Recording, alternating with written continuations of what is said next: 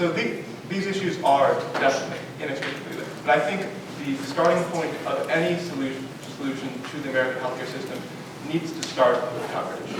The reason why, even though we have such great medical innovation, and the reason why we have, just even though we have all these great medical innovations and spend so much on healthcare, even then, we don't have better healthcare outcomes in terms of life expectancy, mortality, and various other reasons, is because people lack coverage. And since people lack coverage, they go longer without going to the doctor. They don't go for preventative care visits. And all these problems result in the need for this healthcare spend. So by starting with coverage and using that to govern the way we reform American healthcare, we can help fix the other issues within the system. Well, ultimately, I have a question, I think, for for example, you say that the solution to addressing healthcare problems in the US is through coverage.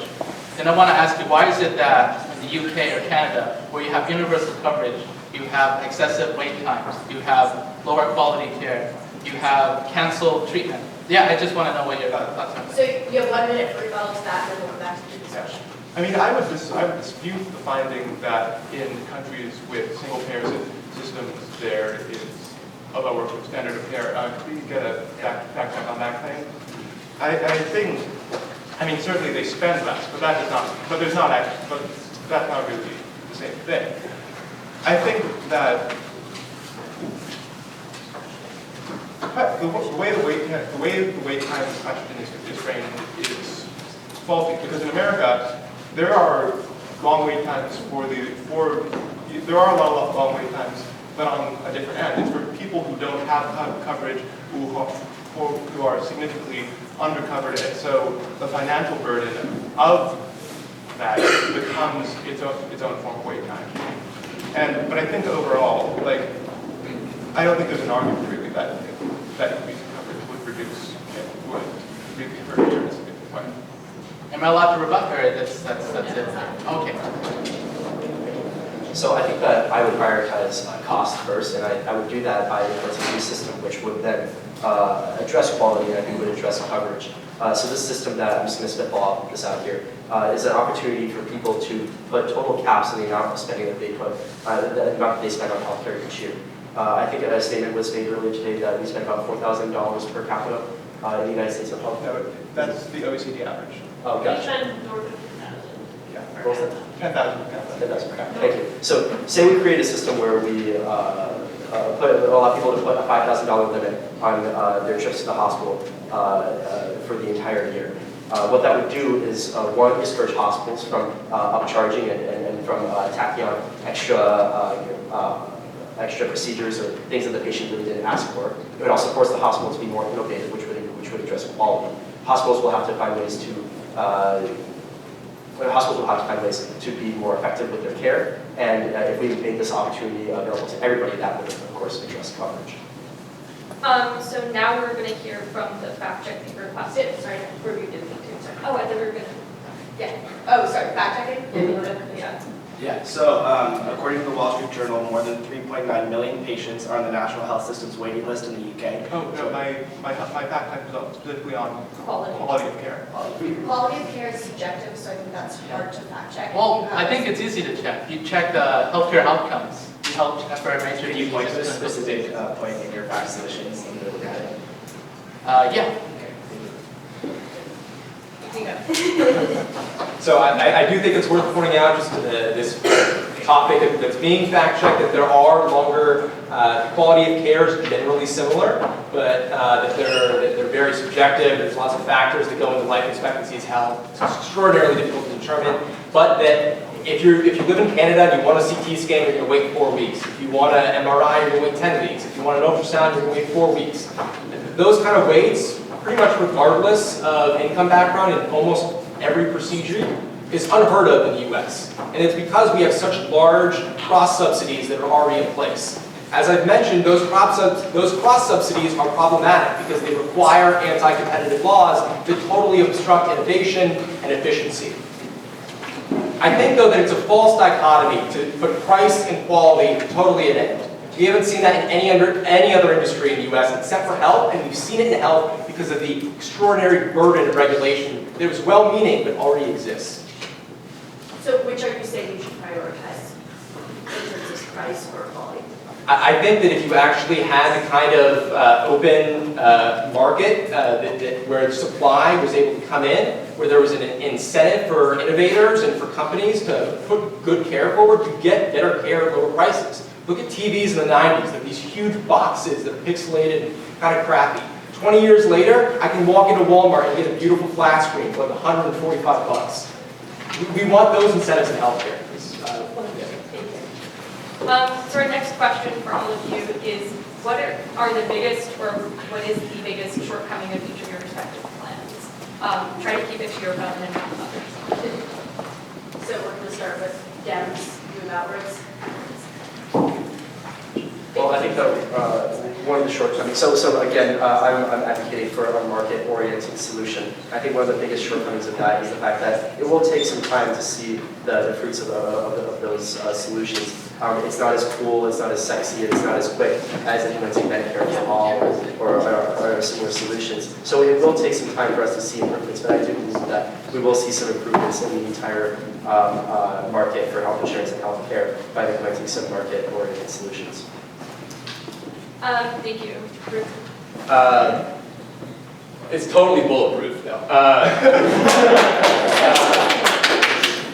I think the most difficult part about what I'm talking about is the political feasibility. For one, you're not going to be able to just tinker with any of this stuff because the price mechanism is so broken, because there's so many different laws at play here. You really have to do triage from the ground up. And just politically, that's extremely difficult unless you have a very apparent crisis. And the second thing that's going to make this really difficult is that a lot of these anti-competitive laws that totally obstruct competition are state laws. So the corporate practice of Medicare, the corporate practice of medicine laws, the certificate of need laws, those are generally in 37, 38 states. So actually getting the right kind of reform at all these different cauldrons is just really tough, even if it's, I think, the right policy decision.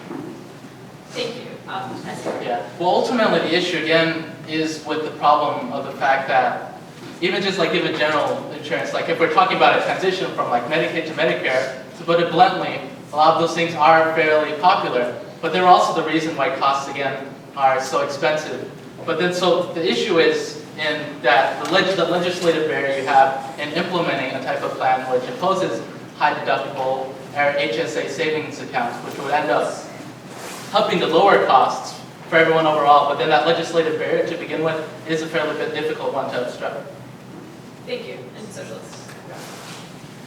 Well, I think in America, the current issue, the current biggest barrier against stopping Medicare for all from being implemented is political opposition. Similarly to the review, any change that would radically shift the way American healthcare works is going to have a lot of opposition, both from health insurance companies and hospitals, but also from people. A lot of people do like their insurance plans, and a lot of people are worried about things like wait times. But I think learning from the examples of countries like Canada or the UK or countries across Europe, we can use prior examples to build a better system that better suits American needs. Thank you. So now we're going to move into our audience Q&A section of the evening. So to start off with that, again, each team, when they're asked, will get a minute to respond to the question that's directed to them, and we will go through until it's time for concluding statements. Okay, two other hands up.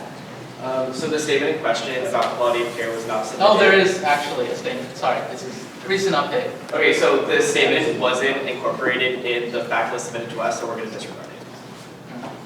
So this is a question for the Stanford College Republicans and the review. It's asking, if you want to repeal the Affordable Care Act, after a complete repeal, what is your plan for treating the tens of millions of uninsured Americans when they get sick or are in need of health insurance? Answer as concisely as possible. So, do we want to start with review? Sure. So I think, I hope this doesn't seem evasive, but I think the problem is that when we talk about it, first of all, if you fix the underlying supply of healthcare, it would fix a lot of the insurance questions, because a lot of the problems are that the prices aren't good and there isn't competitive supply for these things. But when we talk about insurance, I think it's misleading. What we have in the US that we call health insurance, it's not insurance. When you have house insurance, it doesn't cover, like when you want to get the gutters cleaned out. It covers the house if there's like a fire or an earthquake or something destructive. But that's not what we have when we talk about healthcare. It should be catastrophic care that covers you if you have some terrible chronic illness. But if you're going in for your checkup, if you're going in for the kind of things that you should be able to compete on price for and seek out cheaper, higher quality care, you should be able to do that. And I think the reason why, as I said, that insurance doesn't exist is because the employer, the subsidies that come from government are only on for employer-provided care. Thank you. Yeah. And so see, actually, this is like, again, one of the issues with, like, it's like with the fact that, like, there's a statistic like 50 million individuals who are uninsured. But when you actually look at that, you have you have 37 million who actually want to receive health insurance, but then they're not able to, again, receive it because ultimately they could qualify for Medicare and Medicaid, but they choose not to. But the issue is ultimately, it's an economic problem where, again, we want to equip consumers to consider costs with high deductible plans.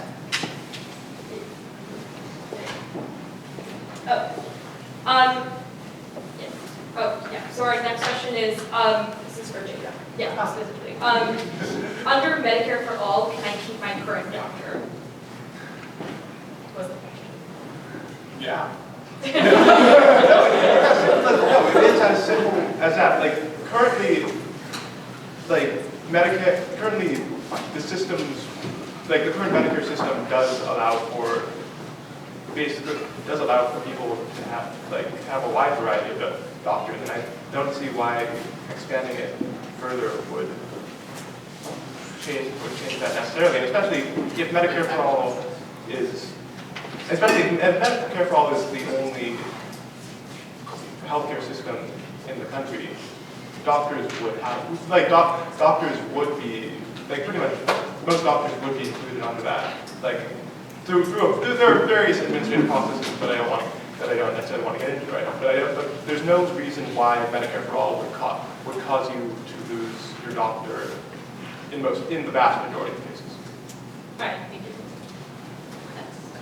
Our next question is for those who are arguing for a healthcare system within a market system. Do you support moving from a fee-for-service to a value-based payment model? And what do you think is the benefit of moving or not moving towards that? Who wants to start?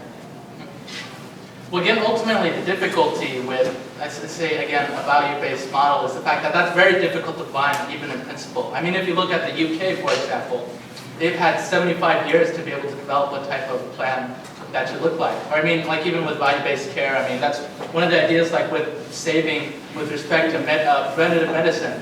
But even there, it's very unclear as to how those savings would hold. Because ultimately, a lot of the spending that you have is really with end-of-life care, it's with neonatal care, which is ultimately something you can't really address that way. Thank you. So I'd like to repeat what I said earlier, that I think that by capping the total amount that individuals are forced to spend at hospitals, essentially packaging all of our spending under one single bill for the entire year, and individuals could get back what they didn't utilize at hospitals. I think that would be a great way of promoting both quality and innovation in these hospitals, as also among drug companies, as well as providing an equal opportunity for all individuals to access the services. So how many of you in here have taken ECOG 1? Just look, raise a hand. Okay, so I'm sure the first thing you think of when you start hearing about a market in healthcare is, oh no, the demand curve, the It's completely inelastic. People will pay anything for their health, right? That's the classic problem from Econ 1. And it's great when you're in there with John Taylor or Mark Duggan, whoever you're taking Econ 1 from. But it's just not completely true when you actually delve into how the healthcare system works. Emergency care, the kind of care that you need immediately, is only 6% of the healthcare expenditure in the US. The majority of the expenditure is long-term chronic care, and it's the kind of stuff that suppliers should totally be competing for customers on. There's no reason why someone who is an insulin-dependent diabetic shouldn't be able to shop in a competitive market for insulin. It's that kind of stuff that it's the Econ 1 lessons that we're all taught that are really important for academics, but not always true out there in the actual healthcare market. Thank you.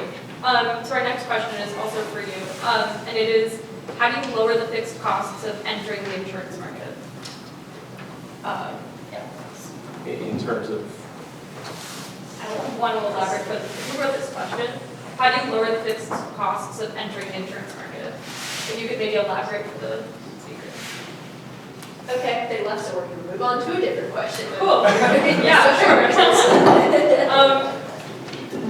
What does meaningful innovation for drug companies look like? Currently, companies